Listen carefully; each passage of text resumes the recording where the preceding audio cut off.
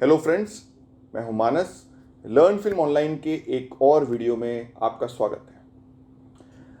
दोस्तों, OTT platforms के आ जाने से कहीं ना कहीं एक कॉमन मैन जो है या जो भी स्टोरी टेलर हैं अच्छे अच्छे, जो शायद अभी तक उनको एक प्लेटफॉर्म नहीं मिल पा रहा था, OTT प्लेटफॉर्म के आने के बाद अब वो अपनी स्टोरी बता सकते हैं और बहुत सारे रास्ते खुल गए हैं बहुत सारे लोगों के लिए।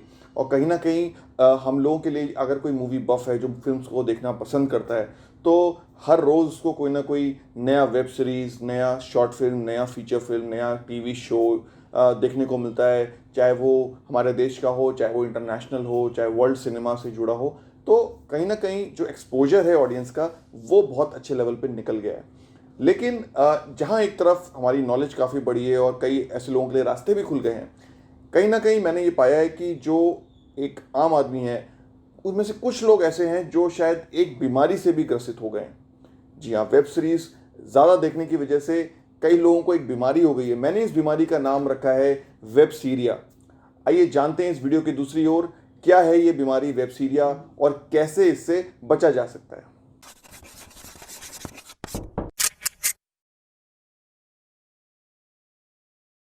देखिए, डिक्शनरी मत देखिए, ये आपको कहीं मिलेगी नहीं बीमारी। जैसा मैंने कहा कि ये बीमारी, इस बीमारी को नाम वेब सीरिया मैंने दिया है बिकॉज ऐसे बहुत सारे स्टूडेंट हैं आज के टाइम पे जो फिल्म्स को बनाना चाहते हैं, जो फिल्म मेकिंग परस्यू करना चाहते हैं, लेकिन इसके लिए कोई खासी मेहनत नहीं करना चाहते। उदाहरण के लिए मैं एक बात कहना चाहूँगा कि अभी कुछ दिन पहले की बात है, मेरे पास दो स्टूडेंट्स आए और उन्होंने मुझे कहा कि सर हमारे पास एक वेब सीरीज़ का कॉन्सेप्ट है। तो मैंने उनसे बोला कि ये तो बहुत अच्छी बात है। तो मैंने कहा लाइए दिखाइए क्या कॉन्सेप्ट है। तो उन्होंने कहा कि सर अभी लिखा नहीं है, बट हम आपको कुछ बताना चाहते हैं। तो मैंने कहा बिल्कुल बताइए।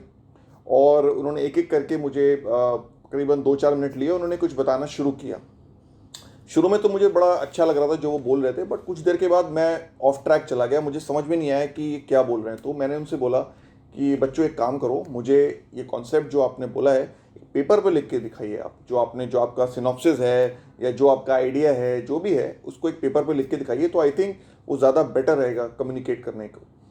आ, बच्चों ने बोला कि ठीक है सर, हम आपको 2 दिन में देते हैं। मैंने कहा बिल्कुल ठीक बात है। 2 दिन हो गए, 3 दिन हो गए, 4 दिन हो गए, लेकिन वो बच्चे मेरे पास नहीं आए। करीबन 2 हफ्ते के बाद मैंने जब उनमें से एक बच्चे को देखा तो मैंने उनसे पूछा कि बेटा वो वेब सीरीज़ का कॉन्सेप्ट था आपका, क्या हुआ? तो उन्होंने कहा कि सर अभी चल रहा है, अभी हम उस पर बताएंगे और बहुत जल्दी सर बताने वाले हैं। मैंने कहा बहुत अच्छी बात है। 1 महीने के बाद वो फिर मुझे दिखे, मैंने उनसे फिर पूछा कि तुम्हारी वेब सीरीज़ का क्या हुआ?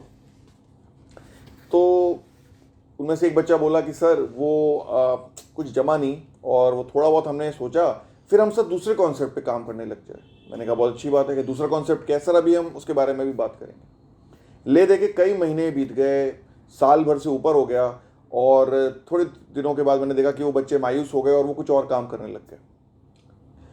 कहीं ना कहीं वो एक बच्चा ऐसा नहीं है, ऐसे बहुत सारे लोग हैं जो आज के टाइम पे जो वेब सीरीज दिखते हैं, अगर वो नेशनल हमारे देश की वेब सीरीज देखें या इंटरनेशनल वेब सीरीज देखें, कहीं ना कहीं एक उनको उसको एक बनाने की एक चाह निकलती है अंदर से कि हमें भी ऐसी वेब सीरीज बनानी चाहिए और हम ऐसी वेब सीरीज भी बना सकते हैं, और बहुत ज़्यादा वो फैसिनेट हो जाते हैं। लेकिन अगर हम उसको ध्यान से देखें तो सिर्फ फैसिनेशन होने से काफ़ी नहीं है कि आप वेब सीरीज़ बना पाएँ। कहीं ना कहीं वो एक बीमारी उन्हें अपने अंदर समेट लेती है, या वो एक बीमारी से ग्रसित हो जाते हैं। वो बीमारी का नाम मैंने रखा है वेब सीरिया। मतलब कि वेब सीरीज देख करके इतना ज़्यादा एक्साइटेड हो गए कि उतर गए और सीधा एक स्क्रिप्ट लिख डाली। लेकिन स्क्रिप्ट लिखने के बाद जहाँ 3-4 पेज लिखे, वहीं पे वो रुक गए। और क्योंकि स्टोरी नहीं है, कोई थॉट नहीं है, कोई आइडिया नहीं है, जस्ट बिकॉज एक वेब सीरीज हमने देखी और हमें वो पसंद आई, तो हम वैसा ही कुछ करना चाहते हैं। ये कुछ वैसा है दोस्तों कि जब भी हम कोई एक्शन फिल्म देखने जाते हैं थिएटर में, और बहुत ज़्यादा मार काट होती है, बहुत ज़्यादा हाथापाई होती है, और कहीं ना कहीं हम भी एकदम से बैठे बैठे एकदम से हमारे कंधे चौड़े हो जाते हैं और हम वो पोस्चर ले लेते हैं, और हम कहीं ना कहीं उसमें एक सेटिस्फैक्शन ढूंढने लगते हैं। और जब उस पिक्चर से बाहर आते हैं तो करीबन 1-2 घंटे तक वो कैरेक्टर हमारे अंदर रहता है। तो ये कुछ वैसा है कि वेब सीरीज को लिखने की चाह में हम ये भूल जाते हैं कि वेब सीरीज लिखना भी एक प्रोसेस है, एक राइटिंग का बहुत इंपॉर्टेंट एक पहलू है, और इसको सिर्फ देख करके समझा नहीं जा सकता। इसके लिए प्रॉपर ट्रेनिंग की ज़रूरत है, या प्रॉपर आपको पता होना चाहिए कि वेब सीरीज़ हम कैसे लिख सकते हैं। तो सबसे पहले मैं यहाँ पे ये बताना चाहूँगा कि वेब सीरीज़ जो होती है वो बेसिकली एक कुछ ज़्यादा डिफरेंस नहीं है उसमें और एक आम फिल्म है। इट्स जस्ट दैट कि वेब सीरीज़ में हम कोई भी चीज़ देखते हैं तो वो एक एपिसोडिक फॉर्म में होती है। जैसे कि अगर आप आज के टाइम पे कुछ वेब सीरीज़ के नाम मैं लूँगा, जैसे कि पाताल लोक आपने देखी होगी, आपने असुर देखी होगी, आपने बंदिश बैंडिट्स देखी होगी, सेक्रेड गेम्स आपने देखी होगी, और ऐसे बहुत सारे और भी हैं। अगर अगर मैं इंटरनेशनल की बात करूं तो एक वेब सीरीज़ आई थी द गुड प्लेस, या एक टीवी शो था ब्रेकिंग बैड करके, आपने शायद देखा होगा। तो इस तरह के जितने भी स्टोरीज हैं वो सारी एपिसोडिक हैं। एपिसोड 1 में कुछ होता है, फिर एपिसोड 2 में कुछ होता है। और ये फीचर फिल्म के मुकाबले, अगर एक फीचर फिल्म हम देखते हैं जो कि करीबन 1.5 से 2 घंटे की होती है, उसके मुकाबले इसका जो स्ट्रक्चर है वो थोड़ा डिफरेंट होता है। देखते वक्त हमें ऐसा लगता है कि इसको लिख पाना बड़ा आसान होगा हमारे लिए, बट शायद कहीं ना कहीं हम वो मिस्टेक कर जाते हैं और हम स्टार्ट तो कर देते हैं लेकिन हम बीच में कहीं ना कहीं अटक जाते हैं। वेब सीरीज लिखने के लिए कुछ खास बातें हैं जो मैं आपको बताना चाह रहा हूँ। सबसे ज़रूरी बात एक वेब सीरीज को अप्रोच करने के लिए वो है कि आपके पास एक स्टोरी होनी बहुत ज़रूरी है, और स्टोरी में कुछ नयापन होना बहुत ज़रूरी है। अगर आप एक ही जैसा क्राइम थ्रिलर जो चला आ रहा है, आप वैसी कोई मर्डर मिस्ट्री बनाना चाहते हैं, आप किसी उपन्यास से प्रभावित होकर या प्रेरित होकर कोई स्टोरी ले रहे हैं, या आप अडेप्ट कर रहे हैं कुछ कहीं लिटरेचर से, तो आपको ये सोचना चाहिए कि क्या इस स्टोरी पे या इस कॉन्सेप्ट पे अभी तक कितनी वेब सीरीज़ बन चुकी हैं हमारे देश में या हमारे देश के बाहर, या कितना कैसा फीडबैक रहा है, और किस तरह का वो वेब सीरीज़ को देखा गया या कितनी चली हो वेब सीरीज़, और क्या वाकई ऐसी कोई स्टोरी बताई गई है कि नहीं बताई गई है। तो ये सबसे अहम चीज़ है कि कॉन्सेप्ट क्या है आपका। कॉन्सेप्ट जब आपका क्लियर हो जाए, अगर आपको लगता है आपके पास एक ऐसी स्टोरी है जो कि बड़ी यूनिक है, जो कि वाकई में मुझे लगता है कि ऐसी कोई वेब सीरीज़ अभी तक नहीं आई है पिछले कुछ सालों में, और ये जब आएगी तो लोग ज़रूर देखेंगे, तो जब तक वैसा कोई कॉन्सेप्ट आपके पास नहीं है तो मैं आपको हिदायत दूंगा कि वेब सीरीज़ बनाने ना उतरें। दूसरी बात, अगर आपके पास एक कॉन्सेप्ट वाकई है, वाकई बहुत अच्छा कॉन्सेप्ट है, फ्रेश कॉन्सेप्ट है, और आपको लगता है आप उसके साथ जस्टिस कर सकते हैं, तो दूसरी सबसे इंपॉर्टेंट बात यह है कि उसको आपको एक फॉर्मेट में लिखना होगा। वेब सीरीज़ का जो फॉर्मेट है, जैसा मैंने अभी आपको बताया, वो एपिसोडिक है। 1 एपिसोड, 2 एपिसोड, 3 एपिसोड। यहाँ पे जो सोचने वाली बात है वो ये है कि इसका स्ट्रक्चर एक 2 घंटे की फिल्म से थोड़ा डिफरेंट है। 2 घंटे की फिल्म में एक स्ट्रक्चर होता है बिगनिंग, मिडिल और एंड का, जिसमें हम थोड़े से कॉन्फ्लिक्ट के साथ खेलते हैं, थोड़ा सा हम उसमें कुछ स्टॉप पॉइंट्स होते हैं, कुछ ऐसे पहलू होते हैं स्टोरी में जहाँ पे हमारा क्लाइमैक्स, हमारा जो कॉन्फ्लिक्ट राइज होता है, और कहीं ना कहीं हम स्टोरी में ड्रामेटिक एक बीट लाने की कोशिश करते हैं। कुछ उतार चढ़ाव भी आते हैं कहानी में, और कहानी थोड़ी इंटरेस्टिंग बनती है ताकि स्टोरी का जो ग्राफ है वो धीरे धीरे ऊपर जाएगा और एंड में जाके वो डिप मारेगा। लेकिन वेब सीरीज में आपको ध्यान देने वाली बात यह है कि यहाँ पे स्टोरी जो है वो एपिसोडिक है, यानी कि जब एक एपिसोड खत्म होता है और दूसरा एपिसोड शुरू होता है, उसके बीच में एक पॉज है, एक ब्रेक है। यानी कि अगर आपका ऑडियंस उस वेब सीरीज को देख रहा है तो ऐसी कौन सी खास बात है उसकी एपिसोड के खत्म होते होते तक कि वो आपकी अगला एपिसोड भी देखेगा, क्योंकि उसके पास एक ब्रेक का टाइम है। इस ब्रेक के टाइम में ये भी हो सकता है कि अगर आपका वो एपिसोड जो आपने दिखाया अगर वो इंगेजिंग नहीं हुआ, तो इस बात के चांसेस बहुत ज़्यादा हैं कि वो कोई दूसरा कंटेंट देख सकता है, क्योंकि उसके पास पूरा जितने भी अलग अलग वेबसाइट्स जो वेब सीरीज़ हैं वो सारे वहाँ पे नज़र आ रहे हैं। तो डिस्ट्रैक्शन अगर हुआ, अगर उसको इंगेजिंग नहीं लगा, तो वो मूव कर जाएगा, वो अपना कुछ और कॉन्सेप्ट देखने लग जाएगा।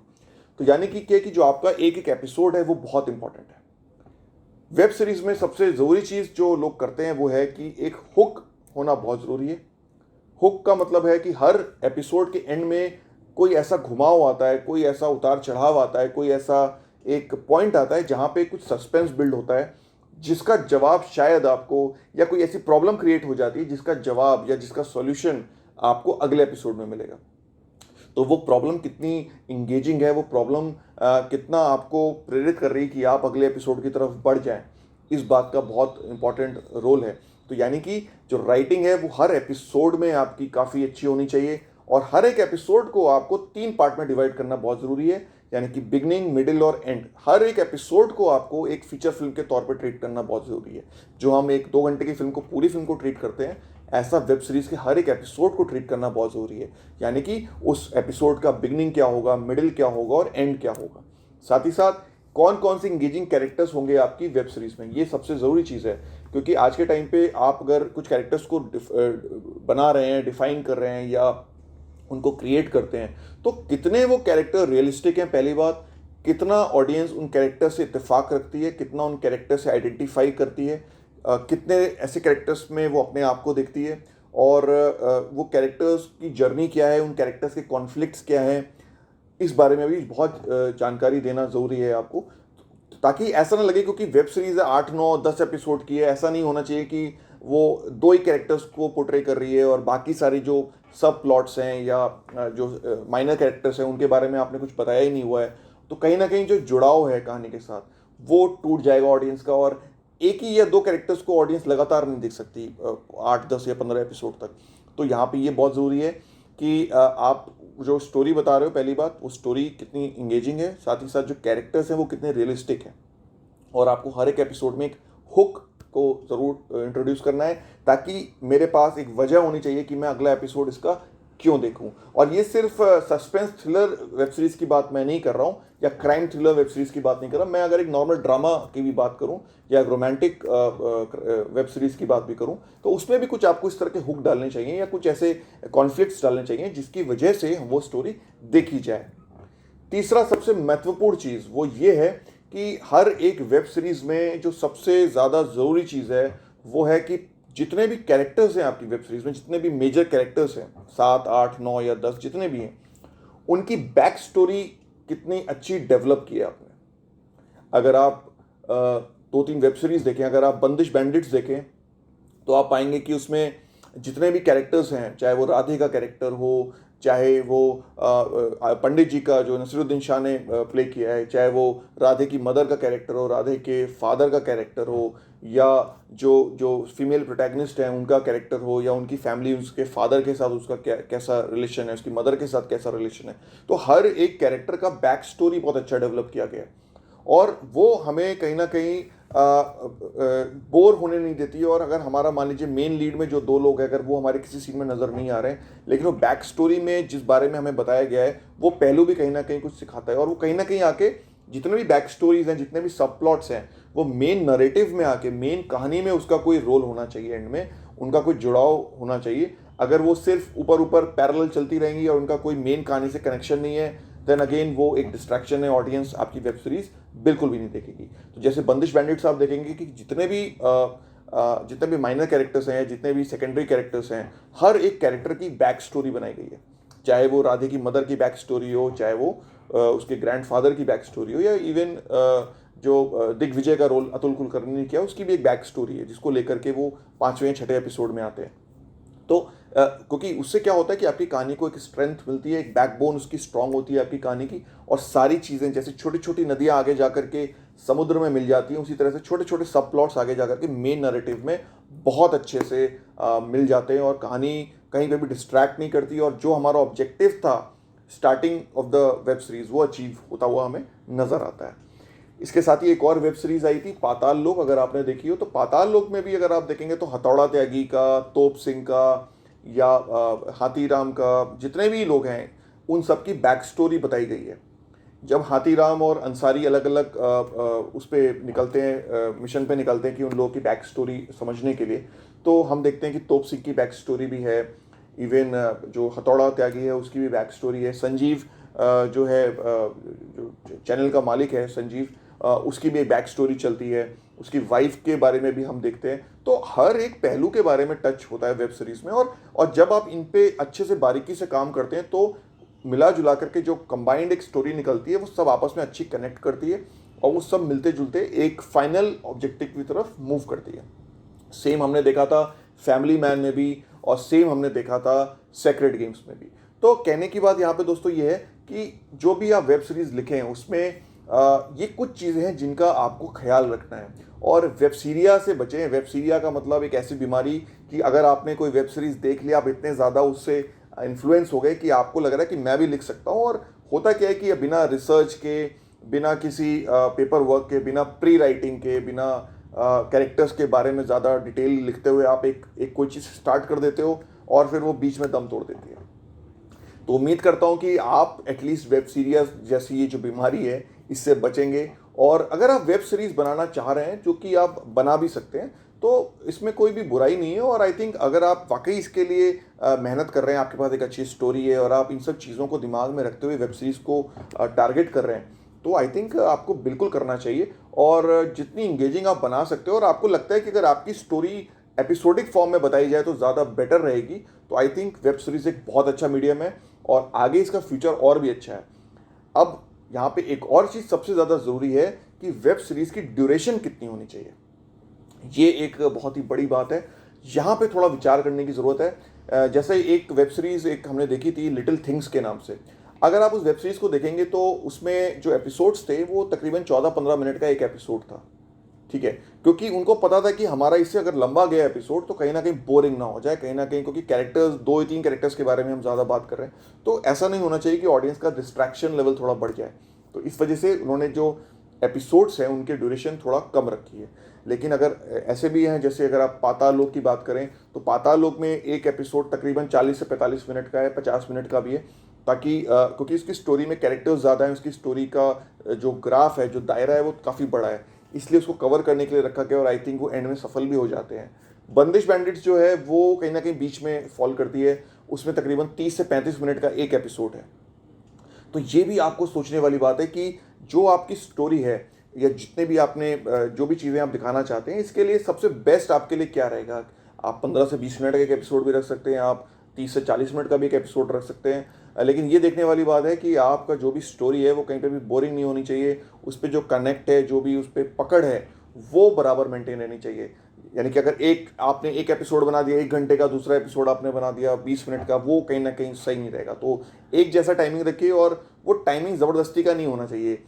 पहले से मत सोचिए कि 40 से 45 मिनट तक का मुझे बनाना ही बनाना है एपिसोड। आप अपनी स्टोरी को देखिए कि आपकी स्टोरी की लिमिट क्या है। क्या आपको 6 एपिसोड में आप स्टोरी बता सकते हो, 10 एपिसोड चाहिए कि 15 एपिसोड चाहिए, वो आपके ऊपर है। सीज़न 1 भी आ सकता है, सीज़न 2 भी आ सकता है, वो भी आप कर सकते हैं। जैसे एक माइक्रो वेब सीरीज थी घूल के नाम से, अगर आपने देखी हो, राधिका आप्टे की हॉरर वेब सीरीज थी। वो सिर्फ 3 एपिसोड्स थे। तो 3 एपिसोड्स में उन्होंने अपनी पूरी स्टोरी बता दी और काफ़ी इंगेजिंग उसका कॉन्सेप्ट था। और आई थिंक अपना 3 एपिसोड्स में आपने पूरी स्टोरी बताई, आपका काम खत्म। आई थिंक ये डिपेंड करता है आपकी स्टोरी क्या है। तो पहले से कोई प्री कंसीव्ड नोशन लेके मत चले कि अगर मुझे वेब सीरीज़ बनानी है तो मेरे को 10 एपिसोड बनाने ही बनाने हैं, मुझे 45 मिनट का एक एपिसोड होना ही चाहिए। क्योंकि इतना अगर आप पहले से सोच लेंगे तो आपकी स्टोरी सफ़र करेगी और फिर आप उसको मीट करने के लिए, उस 45 मिनट को, एक एपिसोड को निकालने के लिए आप फालतू के कैरेक्टर्स उसमें डालेंगे, फालतू के सब प्लॉट्स डालेंगे, जो कहीं ना कहीं आपकी ओवरऑल जो वेब सीरीज़ है उसको अफेक्ट करेगा और वीक करेगा। तो दोस्तों, आज हमने ये जाना कि वेब सीरीज़ बनाने के लिए आपको किन किन चीज़ों की रिक्वायरमेंट है और क्या चीज़ें बिल्कुल भी नहीं करनी है। और अगर आपको लगता है कि आपकी स्टोरी के लिए यही एक माध्यम है जिससे आप अपनी स्टोरी बता सकते हैं, तो वेब सीरीज़ एक वाकई बहुत अच्छा मीडियम है। लेकिन ज़रूरी है कि कुछ बातों का, जो मैंने अभी आपको इस वीडियो में बताई, उन बातों को ध्यान में रखें और उन चीज़ों को अपने हिसाब से अप्लाई भी करें। उम्मीद करता हूँ कि इस वीडियो के द्वारा आपको काफ़ी कुछ समझ में आया होगा। वेबसीरिया नामक बीमारी जो है, इससे आप ज़रूर बचेंगे और अलग अलग कॉन्सेप्ट्स पे काम करेंगे। अगर आपको लगता है कि आपकी स्टोरी शॉर्ट फिल्म के लिए ज़्यादा बेटर है या फीचर लेंथ के लिए ज़्यादा बेटर है, देन आप उस हिसाब से अपनी स्टोरी को टारगेट करिए। ये सिर्फ इसलिए मत करिए कि वेब सीरीज़ चल रहा है, लोग देख रहे हैं, तो हम भी वेब सीरीज़ बनाते हैं। वेब सीरीज़ अगेन, इसको हैंडल करना हर किसी के बस की बात नहीं है। इसके लिए विशेष तौर पे आपकी पहली बात स्टोरी अच्छी होनी चाहिए, साथ ही साथ कैरेक्टराइजेशन, एपिसोडिक आर्क जो है आपकी हर एपिसोड का, साथ ही साथ आपकी ड्यूरेशन कितनी है और कंटेंट कितना इंगेजिंग है आपका, ये सब चीज़ें बड़ी महत्वपूर्ण है।